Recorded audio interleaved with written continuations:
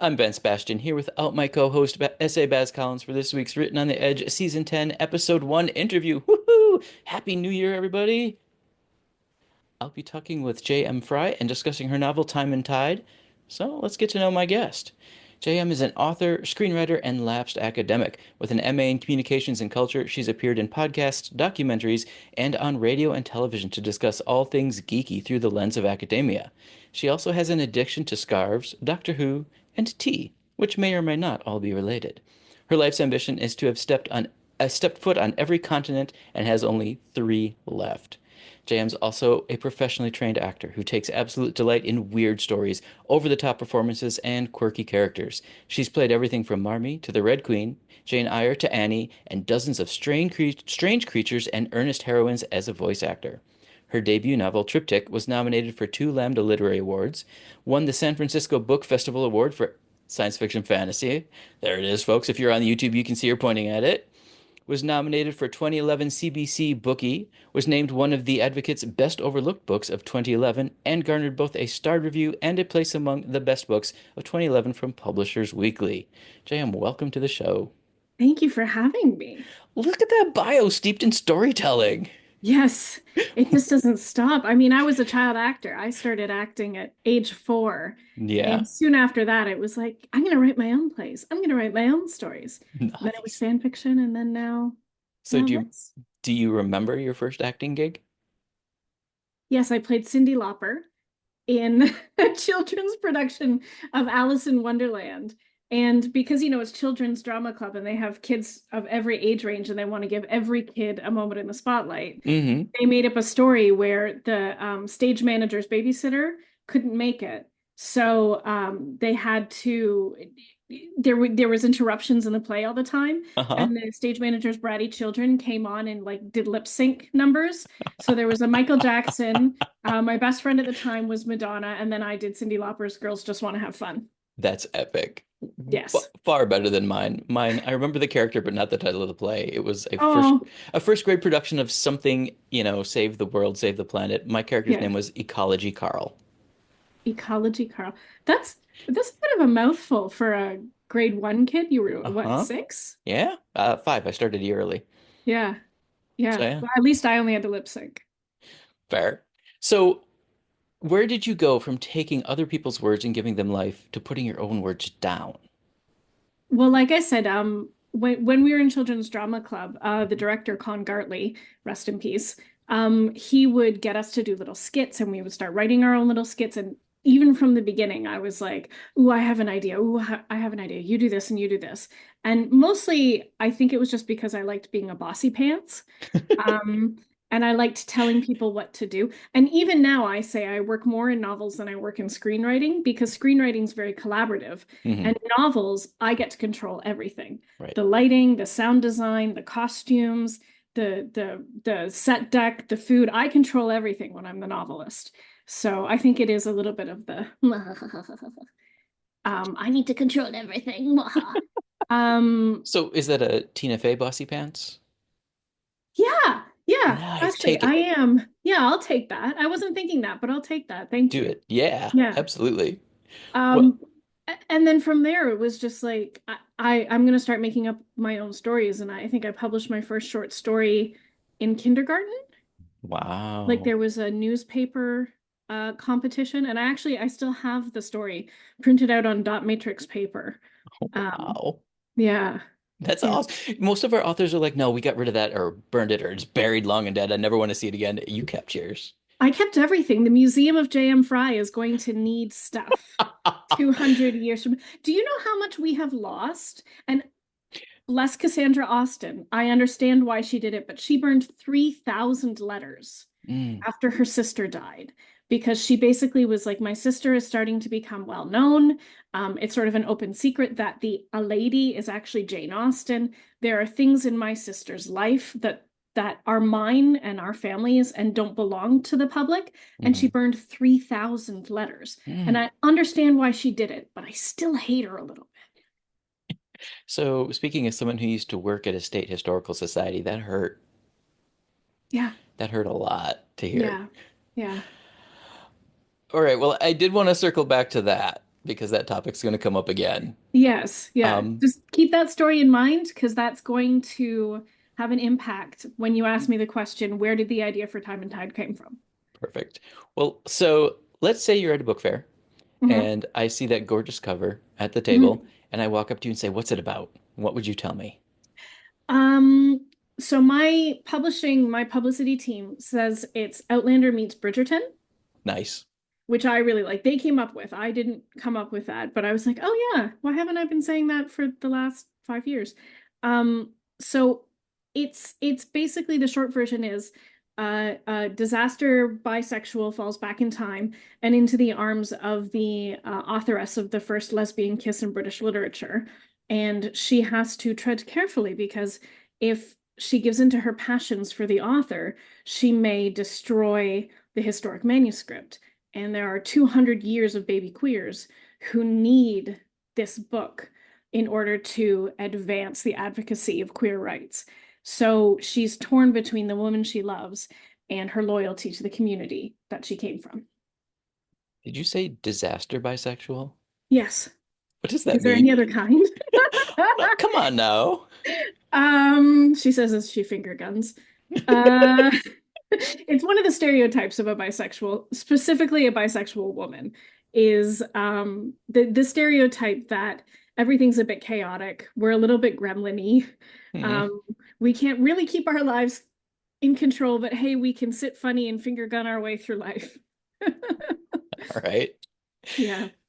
Um, so there's a lot in that Yes. because you've obviously done your research into timeline effects, and I do Hmm. not want to gloss over the science of that. But you also dipped into the beauty and just sheer romanticism of the Regency period. Yeah. The Regency period is my favorite. Okay. And this is my second time travel novel. Triptych was actually a time travel novel as well. And it is very much about causality and what happens. And it's a soft science fiction book because it's Hmm. not about hard science fiction. Like I did have a reader come up to me once and say, I don't understand how the time travel works. And I'm like, well, there's a box with a big red button on it. And the main character presses the big red button and he travels in time. And that's how it works. Um, this one's even more hand wavy. I wouldn't even call it a time travel novel. I'd call it a time slip novel. Okay. Um, but the causality of that has always fascinated me. Obviously, Star Trek, Hmm. grew up watching that with the family, with my dad. So the time travel episodes were always my favorite in every series. Hmm. And then when you get to something like The Trouble with Tribbles, and then the DS9 episode where they go back into the trouble with tribbles. I Yep. love that idea of one butterfly wing can change everything. Right. So for me, going into the causality of what would the modern world look like if Hmm. we didn't have Oscar Wilde? What would the modern world look like if that stone had not been, if Ms. Johnson hadn't thrown that stone at Stonewall, Hmm. that brick? What would the world look like for me as a very proudly open bisexual woman um if those figures hadn't come before me? What if I was the one who had to step up? What if I was the one who had to throw the brick? um so that's always sort of playing in my mind when I'm writing these sorts of stories. Right. And then the idea of, I love the Regency period. Who doesn't love it? Jane Austen, all of that. Hmm. Um, so the idea for me was it's Jane Austen basically pioneered the novel as we know it.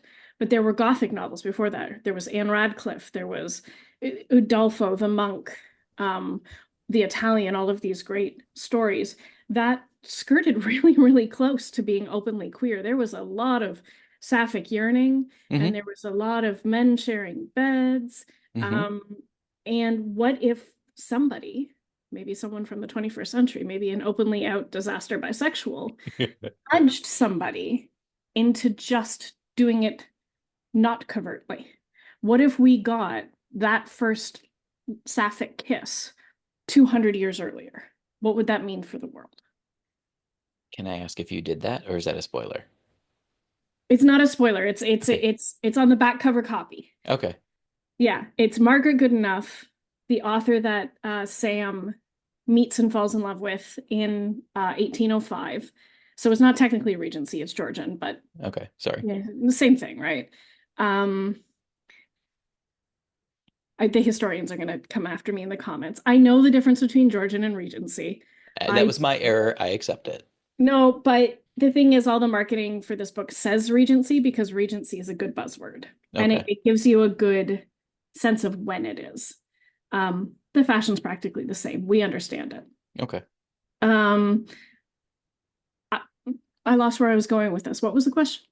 If you actually pushed that first kiss in. Oh, yes, yeah. So the first kiss happens on page in this book, where Sam says, what you're writing in this book is fantastic, Margaret. What you're doing is great. She's reading the book as Margaret's writing it, but she's saying, go further, try harder. And at the same time, Margaret's falling in love with her. So Margaret's, for the first time in her life, able to act on her own desires and act on her own ambitions and not feel like she's doing something wrong, that God has made her wrong, that she's completely safe and comfortable. And she's like, well, I'm safe and comfortable in my life.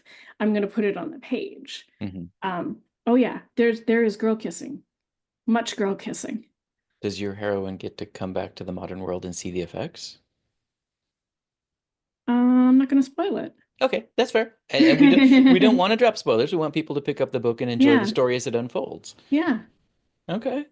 All right. Because yeah, I know from the Star Trek stuff, sometimes there's a timeline is hard and fast and cannot be altered, and sometimes it can be tweaked. Yes, yeah. And that's a Doctor Who thing too. Oh, I can Oh never yeah. cross my own timeline except on the 50th, 60th, and 70th anniversaries. Um, wibbly wobbly, timely wimey, woolsy Yup. woolsy. All right. Well, is there more about the novel specifically you wanted to talk about? Anything you want fans to know that I didn't think to ask? Well, a lot of people, and I find this both flattering and a little bit hilarious, message me and say, where can I find a copy of Margaret Goodenough's The Welshman's Daughters? I want to read it. And I'm like, no, I'm doing that thing again that they do in Star Trek, where they put a nonsense name in the middle of a bunch of historical figures. So you get the understanding that the nonsense made up person is also a historical figure. Mm-hmm. Stephen Hawking and Alan Turing and Zefram Cochrane, all these amazing scientists. Of course, Zefram Cochrane Mm-hmm. is made up. He's a character Yep. in Star Trek. So when I list famous writers in this book, I list Anne Radcliffe and Elizabeth Gaskell and Jane Austen and Margaret Goodenough. And people come to me and say, where can I find Margaret Goodenough's books? And I'm like, only in my head. In the book, in the pages of the book, Can or in I my head. can I suggest you tweak that answer and say only in your head you imagine what she wrote? Oh, Because then they get to bring that to your stuff. that's true. That's true. I mean, that's one of my favorite things about fan fiction. I love fan fiction. Hmm. Um, I love it when somebody makes something that only exists in the world, which is maybe a bit biased of me to say because there's this famous Sherlock fan fiction called Performance in a Leading Role. And I loved it so much that I wrote the screenplay of the film that they're making in that fan fiction and then messaged the original writer and was like, hey, I wrote the screenplay. Here it is. Nice. I've submitted it to festivals. It's winning awards. Did you get a reply? Oh yeah, she was way into it. She was really happy. Awesome. Yeah, I gave her the first act and said, "Can I keep going, please, with your permission?" And she was like, "Absolutely." So then I submitted it to a bunch of festivals. It was in pre-production, and then there was a lockdown. So Mm. now it's not happening. But hey, it Oh, exists. If anybody out there wants a gay love story, you heard it here first, Netflix. yeah. Oh, please. I know, right? Yeah. I have submitted it to Netflix. They said no. Oh, well, I'm sorry for bringing up a bad thing. It's all right. It's being a writer. Yeah, true. Rejection, rejection, rejection. So I want to dip into some of your other stuff next because it feels like, and it sounds like, and I was trying to follow the history. Your stuff's been picked up by a new publisher in some cases and republished. Yeah, so Time and Tide was originally called A Woman of the Sea, And before that, it was called First Impressions, which was the original name of Jane Austen's Pride and Prejudice.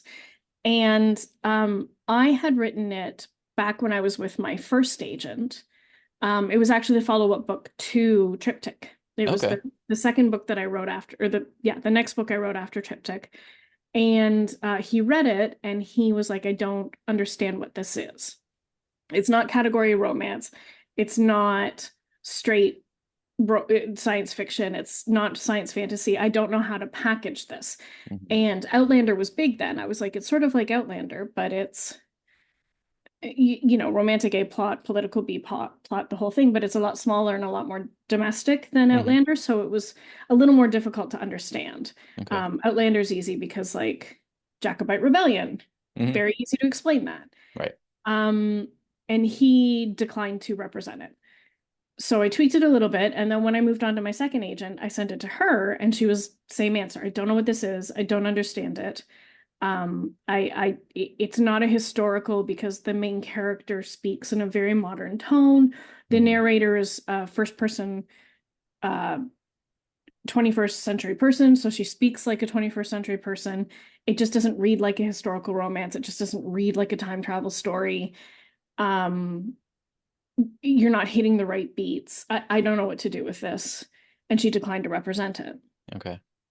So at that point, like she shopped it around a little bit, but uh, incorrectly to my mind. When I saw who she shopped it to, I was like, I don't think you're describing it the way it should have been described. I don't know that I would have submitted it to that publisher, to that editor, but you know best, you're the agent, not me. And then after a very lackluster reception, she declined to represent it. So I said, well, there's this new thing called Wattpad. Hmm. Can Yeah, can I I just remember stick it up that. there? And she was like, yeah, sure, no problem. So I had been on Wattpad since the beginning, but I had only been sharing excerpts of books as sort of like a marketing exercise to try to get people to then buy them. Hmm. So this was the first full book I put up. And I just put the whole thing up, serialized it. It got a pretty decent reception. And then one day this little pop-up came up that said, you are eligible for a Waddy Award. Would you like to submit? And I went, okay, click. Of course I would. Of course I would. And then a couple months later, I get an email, congratulations, you won. And I'm like, oh, uh, cool. Did I win? And what I won was like a badge and a certificate to print out and access to a specific forum. And if I were not an experienced writer, and if Hmm. I were not a represented writer, and if I did not at that point have like 4 or 5 books out, Hmm. I think it would have been very beneficial. I think what they give away for the Waddy Award winner is extremely beneficial for new and debut authors. For me, less so. Right. But it was still a big honor. And it actually happened on my birthday. I woke up the morning of my birthday and I was That's like, oh, awesome. okay. Yeah, I was late to my own birthday party though, because that was before they released the short lists or the long lists. So I didn't even know I was being considered. Okay. So I had to be late to my own birthday party so I could take a call with like some press and my agent and do some strategizing. Um, yeah, and then after that, I was like, great. So what do you want to do with the book? And Wattpad was like, well, what do you mean? That's kind of it. You won. And I was like, okay, cool. Thank you. I guess I'll just leave it up here. And I asked if they wanted to put it in the paid program, and they said no. And I asked if they wanted to put it in their publishing program, and they were only doing YA at the time. Mm-hmm. So I was like, okay, well, I guess I'll just sit on it, figure out what to do with it. Nothing really happened, so I self-published it, put a really nice cover on it, and that was that. I thought that was it. Sell a dozen every couple of months and be happy with it. Hmm. And then out of the blue, Wattpad was like, oh, we have an adult line now. Now we're ready for your book. Oh, yeah, okay, sure, I'll take your money. Thank you. Um, and it was a wonderful experience because I had never really gotten an editorial review of the book. Okay. So we got a new cover, we got a new title. I got an editorial review of the book, and the editor, Margot, did an incredible job. I really enjoyed working with her, and the book is really elevated because of it, much better than it was. Yeah, and now it's a book, and now Penguin Random House is distributing it, and I'm a PRH author, and it's weird and lovely. That's fantastic. Congratulations, though. What a Thank you. great way to get there. Yeah, it was very roundabout with this, but Hmm. I find there's no such thing as the correct path. No. I know, a dozen authors, and each author got to where they are in a completely different way. Yep. Sure. Yeah. There anything else you want to share with folks about any of your works? Um, well, if you like the meta nature of this, sorry, I had to look at what I have behind me I had to look in at all my display. books. All my books. If if you like the meta nature of Time and Tide books about books, then I would recommend you check out my Accidental Turn series, which is the 4-book fantasy series. It looks a little bit dark in this YouTube video. Maybe I need to fix these covers. Hmm. But it's basically a story about a girl who is a PhD hopeful who wrote her thesis on this fantasy book series, and the book series is called The Tales of Kintyre Turn, and it's sort of based on the Brandon Sanderson, George R. R. Martin, Piers Anthony, Tolkien sort of epic high fantasy that was very popular in the 70s and Hmm. 80s. That is perhaps a little misogynistic, A little perhaps a little problematic these bit days. problematic these days. Um, and just as she's finished her PhD thesis, a portal opens and she gets sucked into the books because the villain has cast a spell to try to trap the person who knows the most about the books, thinking that he's going to get the author, but instead he Uh, gets her. Interesting. And it's about her journey towards going home, but then also the character that this whole series is told from the point of view of he's a secondary character in a couple of the actual books, Hmm. but he's the main character in this one. And it's all about him navigating the idea that he only exists to serve his brother's glory and what that means and Right. how you break out of that, how you become a main character in your own life. That's deep. Thank you. I love that. Thank All you. all right. Are you ready for my get to know you questions? Oh, yes. Okay, here we go. You are the first person to break these in this year. Woohoo. Oh, they're there. Sorry. That's all right. All right. Our getting to know you questions 2025. Can you name a movie that was better than the book? Lord of the Rings. I love Tolkien and everything that he did, but he basically did a textbook with plot. Mm-hmm. And I'm very much the kind of person who would like to feel the weight of the ring on Frodo's neck and hear the Mm-hmm. rumble of his belly and feel the grit under his fingernails. And I don't particularly care about the color of the grass outside of Weathertop. And I love the lore and the Uh-huh. language. I love everything about the Lord of the Rings except Tolkien's writing. That's fair. And it's not even the wordcraft is beautiful. The prose is gorgeous. Hmm. It's his plotting, really. Right. Um, so yeah, I'm afraid I can't include The Hobbit in that though. That was Sorry. true. All right. With which fictional character would you most like to be friends? Howell Jenkins, the wizard Howl from Howl's Moving Castle. Nice. Again, I want to see. You're gonna find a theme with me. It's one of those reverse portal fantasies Uh-huh. because I don't know if you've read the original books. They're Hmm. not like the Ghibli movies. Okay. Um, Basically the plot is kind of the same, but they're stories about stories. The first line is in the land of Ingery, where such things as invisible cloaks and 7 league boots actually exist. It is quite the misfortune to be born the eldest of three. For everyone knows when you and your siblings go out to make your fortunes, you shall fail worst and first. Sophie Hatter was the eldest of three. It's just such a good Nice. line, Diana. It is. Um, and it's all about the expectations of fairy tales and how Sophie Hatter breaks them. But spoiler, in the book version, Howl is not a wizard. He's a PhD candidate from Wales named Howell Jenkins, Okay. which is why one of his names is Howell Pendragon. Okay. Yeah, Nice. reverse portal fantasy. Love it. What is the most fascinating fact that you know? I've been practicing this one all day. I had to look it up to make sure I got it right. So you're American, right? Hmm. I'm Canadian. Hmm. I don't know about in your education system, but in our education system, we are taught that during the War of 1812, the Canadians, the British at the time, but the Canadians marched on Washington and burned the city, including the presidential mansion, which is why your White House is white. They had to whitewash over the burnt timbers. Hmm. Um, Something that most school children don't know is that part of this assault was led by the Rear Admiral George Cockburn. And you can imagine by his name how much fun the American press had with him. And because he took it quite personally, during the burning of Washington, he was convinced by women whose houses surrounded the press offices not to burn the press office, not to burn the newspaper office, because their houses would catch fire as well. Uh-huh. And he was like, okay, so I won't burn the newspaper office down, but he ordered his men to go inside and steal all the letter C's from their typecases. So they couldn't badmouth him in the press the next day. I did not know that. I love it.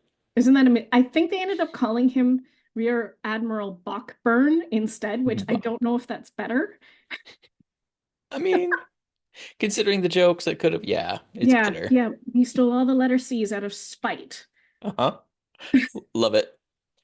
What was your favorite subject in school? Drama. Mhm. Yeah, of Nice. course. So, before making a telephone call, do you rehearse what you're going to say? Sometimes it depends on what I'm doing. Because I'm an actor, I Hmm. have scripts stored in my brain, and that includes scripts for phone calls. Hmm. So I could do a phone call like that, but only because I've done it 100 times and I have the script in my mind. Sure. Yeah. All right. What current event or causes are you passionate about? Rainbow Railroad. Is that Uh, similar to Reading Rain? the Rainbow Railroad is like the Underground Railroad for queer folks. Oh, So they nice. can get out of places that would murder them or Hmm. execute them and bring them to places like Canada, where they can live as their authentic selves without fear of reprisal or death. Definitely that one. Children's literacy. Uh, uh, I am in the market for a new literacy charity. I was very big into the Office of Letters and Light until the scandal broke over the Right, summer. right. Um, and there's a company here in Toronto called Little Geeks where you can donate gently used computer equipment and they refurbish it and give it to families, underprivileged families, so kids can participate in the computer side of things for school. Hmm. Do you have a little library system where you live? Yeah, Okay. definitely. Yeah, I live in an apartment building, so I don't have a little library, but it's Okay. always full with stuff that I've finished reading. Neat. Yeah. All right. If you could visit anywhere in the world, and I do know about your continent list, where would you visit? Well, I need Antarctica, Australia, and South America. Um, Nice. Do you have plans for any of them? Not at present. I keep Oh. hoping that I'll get invited to like a literary convention or a science fiction fantasy convention, Hmm. because that's how I got um, England off the map. Nice. I used to live in France, so, and I used to live in Japan and Egypt, so Neat. that's how I got those continents. But I'd love to see Rio de Janeiro. I'd love to see anything of Australia. I've Hmm. never been, so obviously I'd love to see. I would die in the heat though, absolutely die. You don't like I the heat? absolutely passed out of heat stroke in Egypt. Oh no. Yeah, right at the kitchen table. My girlfriend at the time's mother had to, or grandmother had to catch me Oh as I was no. going down. Wow. Yeah, All right. So who, if anyone, was your first celebrity crush? Will Wheaton. That's Aw. why I watch Star Trek. Nice. I love it. Yeah, All right. Yeah, he's a good guy. Actually, yeah. the day he stood up to one of the like pop news outlets and said Oh, that yeah, when they tried to get him to publish something for free and he said no, artists are worth being paid. mhm. Um, I put him like really high on my hero list at that point. Yeah. And just all the charity work he does and Yep. all the speaking out. And I don't know if you've read his books, but There was one book where he talks about the struggle of being a young actor, which obviously really resonated with me, Hmm. and what it was like being on the Star Trek set and just what all of that meant. Hmm. Yeah, I love his writing. I love his essays. He's a deft hand with the pen, so I appreciate him. Yep. Yeah, and he's hot. Yeah. He's still hot. Yeah. He's hotter now. He has grown into it for sure. Yeah, All right. Final question, and here's the big one for the year. What's your personal favorite recipe that you make, and are you willing to share that recipe? absolutely. It is my great aunt Doris's. Sorry, I'm doing the cousin math in my head. That's It's fine. my grandmother's older brother's wife. Okay. And she did these rolled oatmeal cookies, which we have every year for Christmas, and I Nice. make them all the time. Now, the difference is there's the way that Aunt Doris made them, and Hmm. the way that Granny made them, and the way that I make them, and none of them are the same. Okay. So I'll read you the recipe. Do you want me to read the recipe, or do you want me to send it to you later? Send it to me later, but give us the highlights, like especially the changes. Oh, okay. Well, it's oatmeal flour, brown sugar, baking soda, salt, margarine, and then spices. Okay. But I have replaced half the margarine with homemade apple butter. And Ooh. instead of just cinnamon, I take a big thing of like pumpkin spice. Yep. There's a company in Toronto called Dave's who do spice mixes, Okay. and their pumpkin spice or their autumn spice mix is really nice. And I just like huge handful right into it. So they're Nice. big and they're pillowy and they're thick and they're gooey and they just like it's like having oatmeal in your hand. I love it. That's awesome. Yes. All right. Well, folks, the surprise is we will be, by we, I mean me, will be making these recipes this year and sharing them with you. Not sure yet if it's going to be on YouTube or Patreon. I promise to update you when we have that final decision made, but you're going to get to see me make these recipes that authors are willing to share. And JM has offered to maybe FaceTime with me while I do it. Yes. The only problem with this is if you're going to do my version, Hmm. you have to make the apple butter as Okay. well as the cookies. Has to be homemade. Yeah. Okay. I mean, I'm sure you can buy the apple butter, but I don't know Uh, where you buy apple butter. I have a grocery store here that's the size of an airport hangar. Oh, okay. So, fun fact, a friend from the UK came to visit and we had to run to the store for something and we went to that one and he stopped because of all things, our potato chip aisle is 40 feet long, which is massive. But he Yeah. stopped because like the Honey Crisp twist somethings are his absolute favorite in the world and there was like a whole of them and he stopped and he went, "Ah."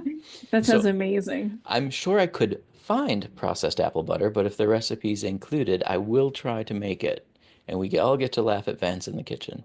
We'll see. We'll see. I use a bastardized version of that too. So Okay. I don't even know. How do you make stuff? I don't know. Close my eyes and guess.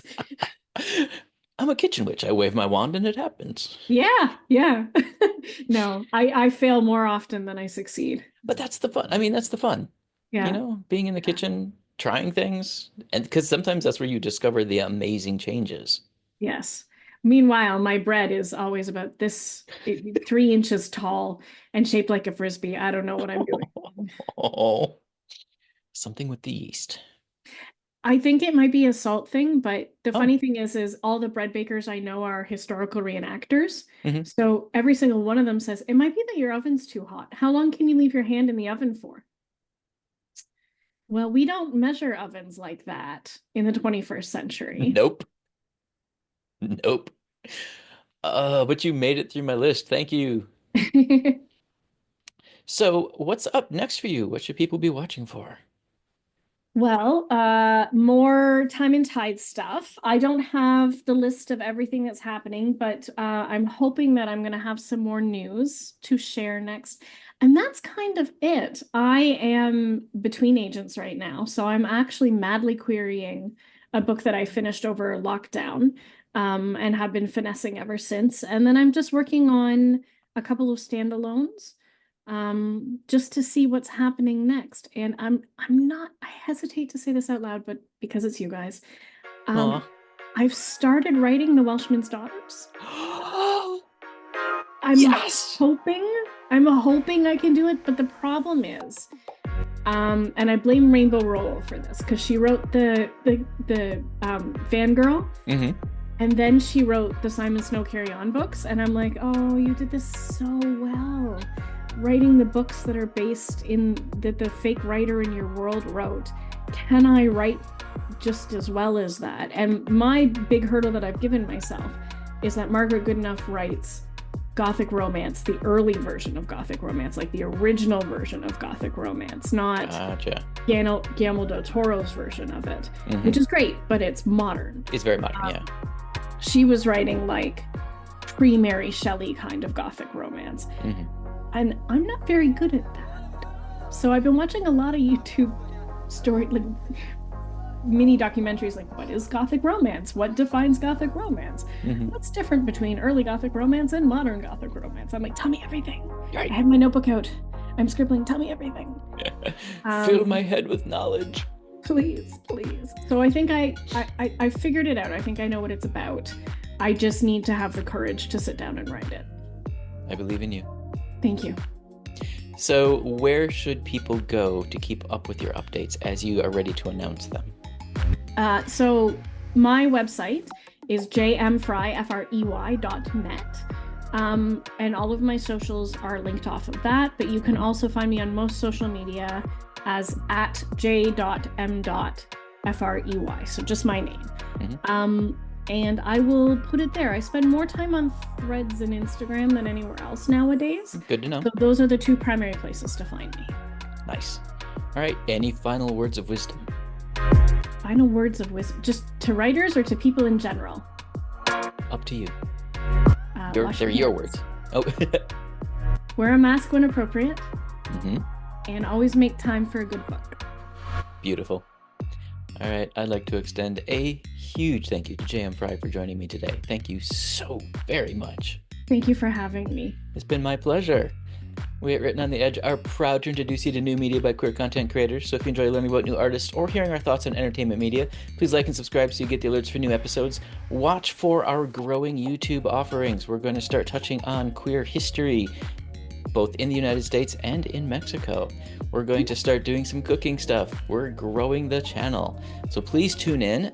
All of this is produced by Rogue Ravens Media. For our disclaimers, links to social media, our listen stations, or to sign up as a guest, visit www.rotepodcast.com. Tune in the rest of this year, once a week, for your queer media fix.